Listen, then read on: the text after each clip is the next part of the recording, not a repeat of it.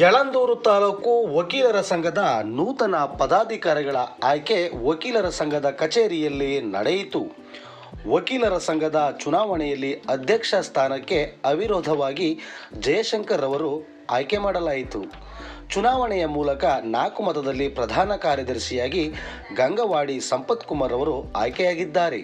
ಉಪಾಧ್ಯಕ್ಷರಾಗಿ ಮುತ್ತುರಾಜ್, ಜಂಟಿ ಕಾರ್ಯದರ್ಶಿ ಮೇಘ, ಖಜಾಂಚಿ ರಂಜಿತಾ ಆಯ್ಕೆಯಾಗಿದ್ದಾರೆ. ಈ ವೇಳೆ ಮಾತನಾಡಿದ ನೂತನ ಅಧ್ಯಕ್ಷ ಜಯಶಂಕರ್ ಅವರು, ನಮ್ಮ ವಕೀಲರ ಸಂಘದ ಪದಾಧಿಕಾರಿಗಳು ನನ್ನನ್ನು ಅಧ್ಯಕ್ಷನಾಗಿ ಆಯ್ಕೆ ಮಾಡಿದ್ದಾರೆ. ಅವರಿಗೆ ಕೃತಜ್ಞತೆ ಸಲ್ಲಿಸುತ್ತೇನೆ. ವಕೀಲರ ಜೊತೆ ಸದಾ ಸ್ಪಂದಿಸುತ್ತಾ ಹಿರಿಯ ವಕೀಲರ ಸಲಹೆ ಪಡೆದು ಸಂಘಕ್ಕೆ ಬದ್ಧನಾಗಿರುತ್ತೇನೆ ಎಂದರು. ಯಳಂದೂರು ಸಂಘದ ವಕೀಲರ ಸಂಘದ ಎಲ್ಲ ಪದಾಧಿಕಾರಿಗಳು ಮತ್ತು ಸಂಘದ ಸದಸ್ಯರು ಇನಾನಿಮಸ್ ಆಗಿ ಸಂಘದ ಪದಾಧಿಕಾರಿಗಳನ್ನ ಆಯ್ಕೆ ಮಾಡಿದ್ದಾರೆ. ಅದರಲ್ಲಿ ನನ್ನನ್ನು ಅಧ್ಯಕ್ಷರಾಗಿ ಆಯ್ಕೆ ಮಾಡಿದ್ದಾರೆ. ಎಲ್ಲ ಸದಸ್ಯರುಗಳಿಗೂ ಹಿರಿಯ ವಕೀಲರುಗಳಿಗೂ ತುಂಬ ಹೃತ್ಪೂರ್ವಕವಾದ ಅಭಿನಂದನೆಗಳ ಸಲ್ಲಿಸ್ತಾ ಇದ್ದೀನಿ.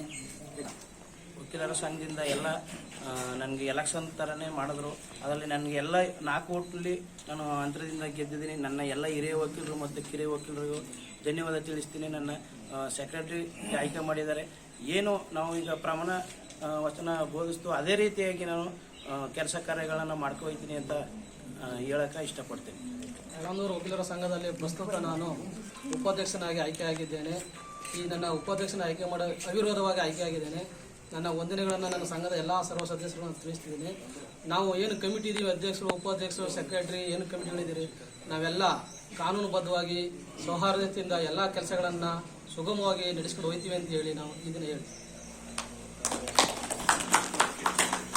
ನೂತನ ಪ್ರಧಾನ ಕಾರ್ಯದರ್ಶಿ ಸಂಪತ್ ಮಾತನಾಡಿ, ಈ ದಿನ ನಡೆದ ವಕೀಲರ ಸಂಘದ ಪ್ರಧಾನ ಕಾರ್ಯದರ್ಶಿ ಸ್ಥಾನಕ್ಕೆ 4 ಮತಗಳ ಅಂತರದಲ್ಲಿ ನನ್ನನ್ನು ಜಯಶೀಲರನ್ನಾಗಿ ಮಾಡಿದ್ದೀರಿ.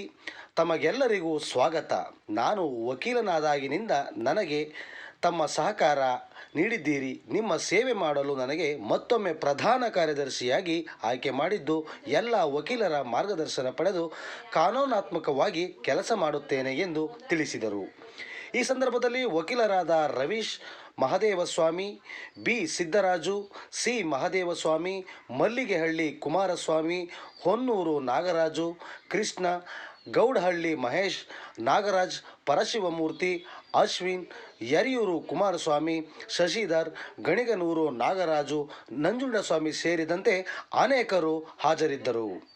S Puttaswamy, Honnur, TV8 Kannada news.